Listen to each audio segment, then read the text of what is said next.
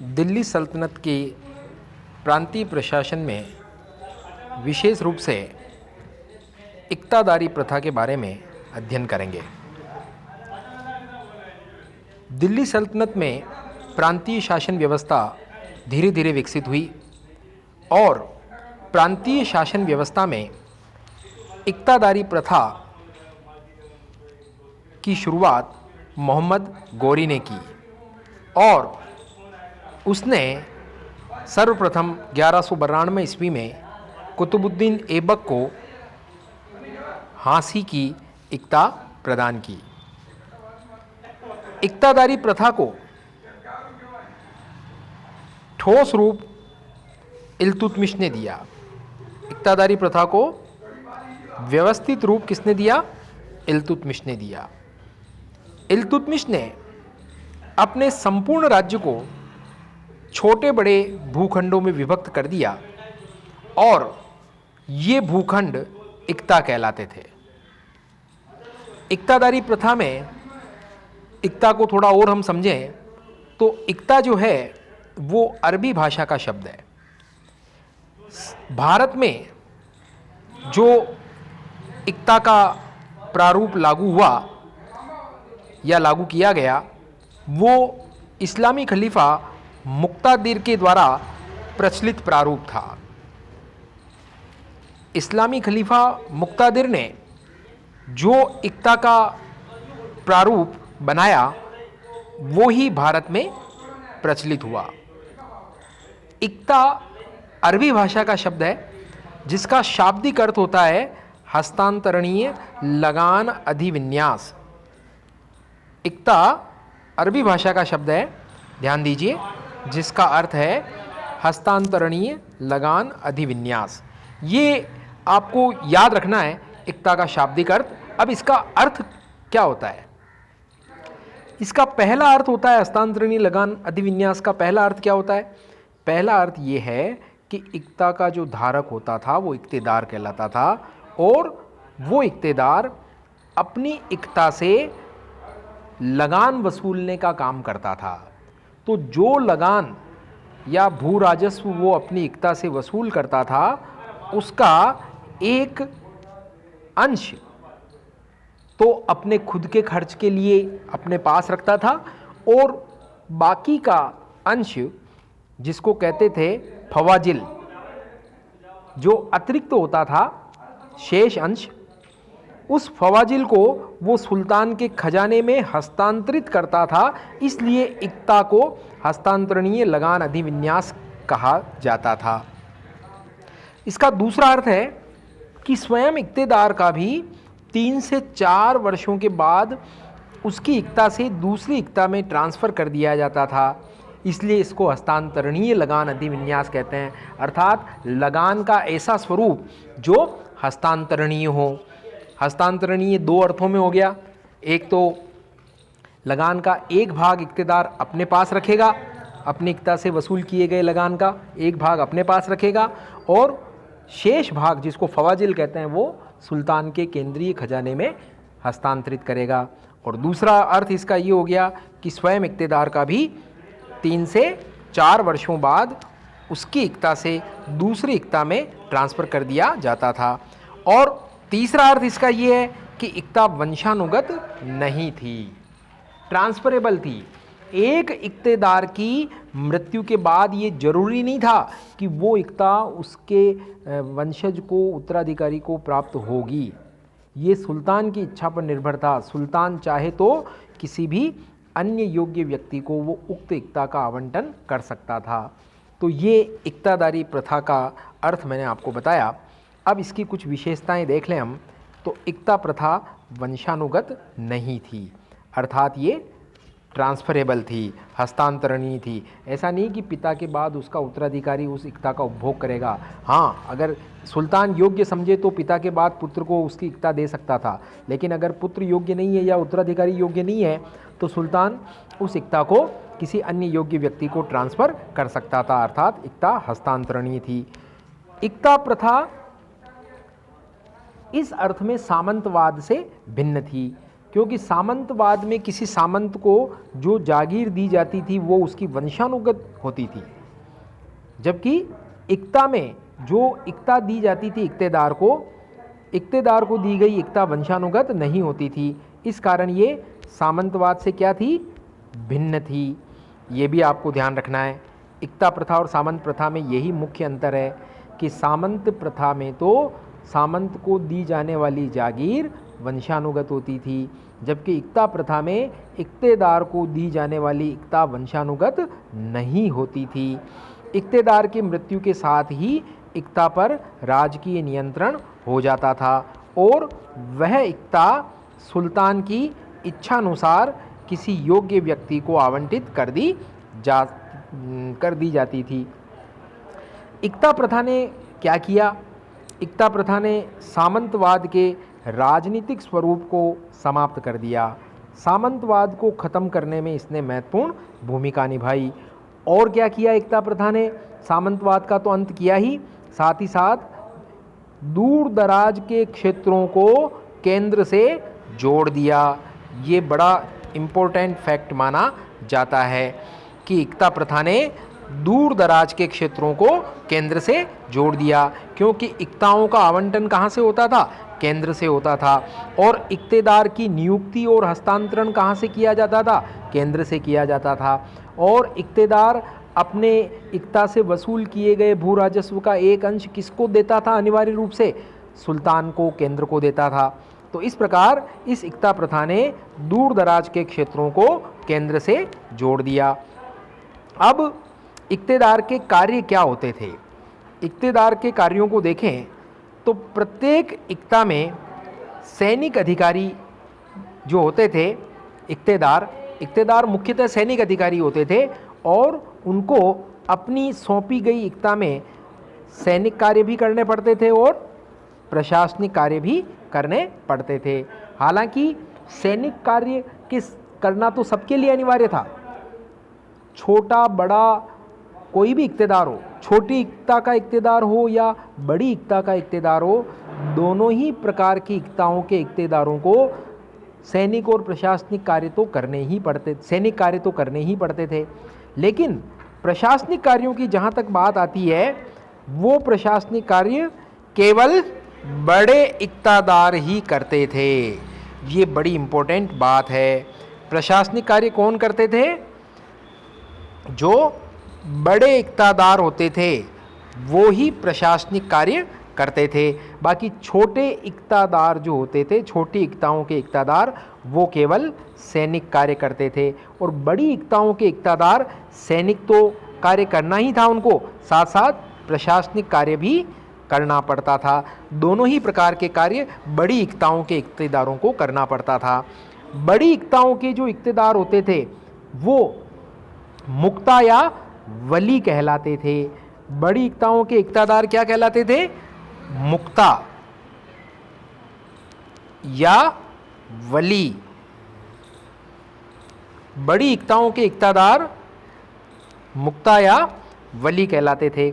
तो मुक्ता या वली को दोनों ही प्रकार के कार्य करने पड़ते थे। मुक्ता या वली अगर होगा इसका मतलब वो बड़ी इक्ता का इक्तेदार है, उसको सैनिक कार्य तो करना ही है, साथ ही साथ अपनी इक्ता का प्रशासनिक कार्य भी करना था। प्रशासनिक कार्य का मतलब राजस्व वसूल करना अपनी इक्ता से, प्लस न्यायिक कार्य करना, मुकदमों का फैसला करना, शांति व्यवस्था बनाए रखना, सुल्तान को आवश्यकता पड़ने पर सैनिक मदद उपलब्ध कराना। तो ये सारे कार्य होते थे इक्तादार के। तो इक्तादार के कार्यों को हम बिंदुवार देख लें तो प्रत्येक इक्ता में जो इक्तादार होता था उसका पहला कार्य यही होता था कि अपनी इक्ता में कानून व्यवस्था को बनाए रखना। क्या करना? अपनी इक्ता में कानून व्यवस्था की स्थिति को बनाए रखना, शांति व्यवस्था बनाए रखना। और इस कार्य के लिए प्रत्येक इक्तादार क्या करता था? एक सैनिक टुकड़ी रखता था।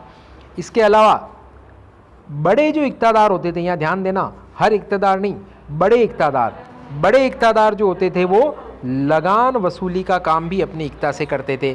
छोटे इक्तादार तो केवल सैनिक सेवाएं प्रदान करते थे, अपने कानून व्यवस्था बनाए रखते, सुल्तान को ज़रूरत पड़ने पर सैनिक मदद भेजते। लेकिन जो बड़े इक़्तिदार होते थे, जो मुक्ता या वली कहलाते थे, वो लगान वसूली का काम भी करते थे अपनी इक़्ता से, और इस वसूल की गई राशि का एक भाग अपने वेतन, निर्धारित वेतन के रूप में अपने पास रखते थे, और शेष राशि जो होती थी, जिसको फवाजिल कहा जाता था, उसको सुल्तान के केंद्रीय कोष में जमा करवाते थे।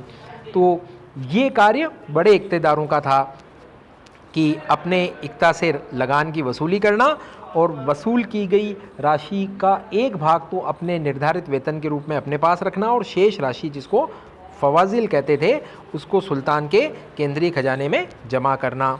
इसके अलावा इक़्तिदार आवश्यकता पड़ने पर सुल्तान को सैन्य मदद भी करते थे। सैन्य मदद देना, सुल्तान को ज़रूरत पड़ने पर अपनी इक़्ता से सैनिक टुकड़ियां भेजना, ये तो छोटा इक़्तिदार होगा तो भी उसको ये काम तो करना ही पड़ता था, और बड़ा इक़्तिदार जो मुक्ता या वली कहलाता था, उसको भी सैन्य मदद तो सुल्तान को भेजनी ही पड़ती थी ज़रूरत पड़ने पर, मांगे जाने पर। अब इक़्तिदारों के कार्यों को और हम देखें तो जो बड़े इक़्तिदार होते थे वो मुक्ता या वली कहलाते थे। ये अन्य कार्य और भी करते थे, सैनिक सेवा प्रदान कराने के अलावा ये अपनी इक़्ता में न्यायिक कार्य करते थे।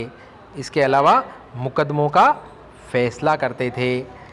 इसके अलावा अपनी इक़्ता में कृषि का विस्तार का काम भी करते थे। इसके अलावा अपनी इक़्ता की प्रजा को सुविधाएं और राहत प्रदान करते थे। बड़ी इक़्ताओं के जो ये इक़्तिदार होते थे, ये क्या कहलाते थे? मुक्ता या वली कहलाते थे। और छोटी इक़्ताओं के जो इक़्तिदार होते थे, वो केवल इक़्तिदार कहलाते थे। और छोटी इक़्ताओं के इक़्तिदार क्या काम करते? केवल सुल्तान को सैनिक सेवा प्रदान करने का कार्य ही करते थे। वे राजस्व वसूली और न्यायिक कार्य नहीं करते थे। तो ये इक़्तिदारों के कार्य हो गए। अब भारत में इक़्ता प्रथा का विकास कहाँ से शुरू हुआ? तो पहले तो हम मानते हैं कि मोहम्मद गोरी ने 1192 ईस्वी में इक़्ता प्रथा की शुरुआत की। उसने कुतुबुद्दीन ऐबक को हाँसी की जागीर इक़्ता प्रदान की। हाँसी नामक जो इलाका था, उसको इक़्ता के रूप में कुतुबुद्दीन ऐबक को मोहम्मद गोरी ने प्रदान किया। इसके बाद इल्तुतमिश जो था, इसके समय में इक़्ता प्रथा का बहुत व्यवस्थित विकास हुआ। इल्तुतमिश ने दोआब क्षेत्र में, मतलब गंगा और यमुना के बीच के क्षेत्र में 2000 तुर्क सैनिकों को इक़्ता प्रदान की, ताकि वहाँ पर शांति स्थापित हो सके। बलबन के समय में इन 2000 इक़्ताओं की जांच कराई गई, और पेंशन के बदले इन इक़्ताओं के पुनर्ग्रहण का उसने आदेश दिया। परंतु दिल्ली के कोतवाल फ़खरुद्दीन की सलाह पर उसने अपना आदेश वापस ले लिया। बलबन ने एक काम और किया, इक़्ताओं की जांच तो कराई, और इक़्ताओं के इन 2000 इक़्ताओं जो दोआब में इल्तुतमिश ने बांटी थी तुर्क सैनिकों को, वो वापस लेने का आदेश दिया। लेकिन दिल्ली का जो कोतवाल, जो उसका मित्र था फ़खरुद्दीन, उसने बलबन को समझाया कि ऐसा मत करो, तो अपना आदेश वापस ले लिया। बलबन ने इक़्तिदारों में व्याप्त भ्रष्टाचार को ख़त्म करने के लिए 1279 ईस्वी में इक़्ताओं में इक़्तिदारों के साथ एक अन्य अधिकारी की नियुक्ति भी करना शुरू किया, जिसको कहा गया ख्वाजा। तो ख्वाजा नामक एक नए अधिकारी की बलबन ने नियुक्ति कर दी 1279 ईस्वी में इक़्तिदारों के साथ, ताकि ये ख्वाजा क्या कर सकें? ये इक़्ताओं के आय व्यय की जांच कर सके और इक़्तिदारों के भ्रष्टाचार को रोक सके। तो किसी इक़्ता में कितनी इनकम हो रही है, कितना भू राजस्व वसूल किया जा रहा है, व्यय कितना हो रहा है, उसकी पक्की जांच कौन करते थे? ख्वाजा। तो अब ख्वाजा को इक़्तिदारों के साथ इक़्ता में नियुक्त किए जाने से इक़्तिदार अब भ्रष्टाचार नहीं कर सकते थे। और इस 1279 ईस्वी में बलबन ने ये ख्वाजा नामक अधिकारी की नियुक्ति की। इससे क्या हुआ? इक़्तिदारों के भ्रष्टाचार पर रोक लगी। अब इस प्रकार बलबन के समय में हम देखते हैं कि इक़्ता में दो अधिकारी हो गए, पहला तो इक़्तिदार और दूसरा ख्वाजा। बलबन ने ही 1279 ईस्वी में एक काम और किया। उसने इक़्ता, जिसको प्रांत भी कहते थे, उसको जिलों में बांट दिया। जिलों को कहा उसने शिक, जिलों को क्या कहा? शिक।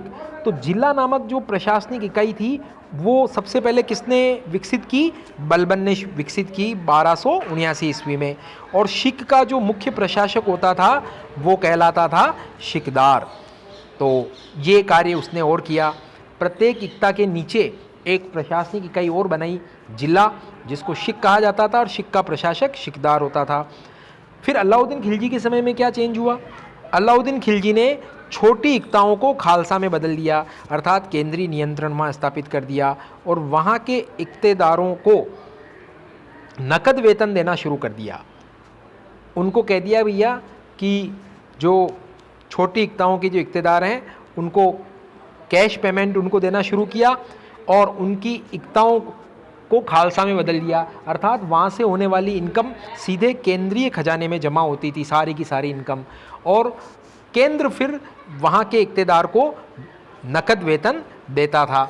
उसके एवज में उस इक्तेदार को वहाँ पर शांति व्यवस्था बनाए रखने का कार्य करना पड़ता था। अपनी एक सैनिक टुकड़ी रखनी पड़ती थी, जिसका आवश्यकता होने पर सुल्तान को इस सैनिक टुकड़ी की मदद भिजवानी पड़ती थी। ये अलाउद्दीन खिलजी के टाइम का थोड़ा चेंज हो गया। फिर तुगलक काल में हम देखें, गयासुद्दीन तुगलक ने थोड़ा एक चेंज और किया, क्योंकि हो ये रहा था कि इक्तेदार जो होते थे, बड़े इक्तेदार, वो क्या करते थे कि अपनी इक्ताओं में से राजस्व की वसूली भी करते थे, और उनको एक ये अधिकार था कि वो अपनी जो अधीनस्थ सैनिक टुकड़ी है जिसको वो रखते थे कानून व्यवस्था बनाए रखने के लिए और सुल्तान को सैनिक सेवा प्रदान करने के नाम पर, उस अधीनस्थ टुकड़ी के सैनिकों का वेतन भी उन इक्तेदारों को अपने वसूल किए गए लगान में से ही देना पड़ता था। तो इक्तेदार क्या करते कि जो वेतन, सैनिकों के वेतन का जो हिस्सा होता था उसमें से भी काफ़ी कुछ राशि खुद के खर्च के लिए रख लेते अलग से। तो इससे इक्तेदार के सैनिकों को पर्याप्त वेतन नहीं मिल पाता था। तो इस अव्यवस्था को ख़त्म करने के लिए, इक्तेदारों के भ्रष्टाचार को ख़त्म करने के लिए गयासुद्दीन तुगलक ने इक्ता की कुल आय में से इक्तेदार का हिस्सा और उस इक्तेदार के अधीनस्थ जो सैनिकों के वेतन का हिस्सा था वो स्पष्ट निर्धारित कर दिया। अब गयासुद्दीन तुगलक ने कह दिया कि प्रत्येक इक्तेदार को इतनी राशि खुद के खर्च के लिए अपने पास रखनी है और इतनी राशि अपने अधीनस्थ सैनिकों को वेतन के रूप में देनी ही देनी है। तो गयासुद्दीन तुगलक ने ये व्यवस्था की। मोहम्मद बिन तुगलक ने फिर इक्ता व्यवस्था में इक्तेदारों के भ्रष्टाचार पर एक करारा प्रहार किया। उसने इक्ता व्यवस्था में सुधार करने के लिए जो बड़े इक्तेदार होते थे, जिनको मुक्ता या वली कहा जाता था, उनके पास दोनों तरह के अधिकार थे। जैसा हमने पहले पढ़ा, पहला प्रकार का अधिकार तो क्या था कि सैनिक अधिकार, अपनी अधीनस्थ सैनिकों की टुकड़ी रखना, सुल्तान को आवश्यकता पड़ने पर इस सैनिक टुकड़ी से मदद भेजवाना। और दूसरा अधिकार था कि अपनी इक्ता में से भू राजस्व की वसूली करना। तो मोहम्मद बिन तुगलक ने क्या किया कि मुक्ता या वली के जो राजस्व अधिकार थे वो उस इक्तेदार से छीन लिए। अब उस इक्ता में से भू राजस्व की वसूली का कार्य कौन करेगा? एक नया अधिकारी नियुक्त कर दिया, वली उल खराज। तो ये वली उल खराज नामक एक नए अधिकारी की नियुक्ति किसने की? मोहम्मद बिन तुगलक ने की। तो इस प्रकार अब इक्तेदार के पास क्या रह गए? केवल सैनिक अधिकार ही रह गए। इस प्रकार मोहम्मद बिन तुगलक के समय में इक्ताओं में सुल्तान का हस्तक्षेप चरम सीमा पर पहुंच गया। अब फिरोज शाह तुगलक के समय में देखें तो उसके समय में भी इक्तेदारी प्रथा में थोड़ा चेंज हुआ। फिरोज शाह तुगलक के समय में इक्तेदारों को वजहदार कहा जाने लगा, क्योंकि उनको अब नकद वेतन के बजाय भूमि अनुदान के रूप में, वजह के रूप में उनको वेतन दिया जाने लगा। तो ये एक बड़ी विडंबना थी कि अब इक्तेदार अपनी इक्ता में से जो नकद वेतन उसको मिलता था वसूले गए भू राजस्व में से, अब उसको नकद वेतन नहीं मिलेगा, बल्कि उसको नकद वेतन के बजाय क्या मिलेगा फिरोज तुगलक के समय में, वजह अर्थात भूमि अनुदान दे दिया जाएगा। अर्थात कुछ भूमि का टुकड़ा उसको दे दिया जाएगा, उस भूमि में से जितनी इनकम होगी वो उस इक्तेदार का वेतन मान ली जाएगी।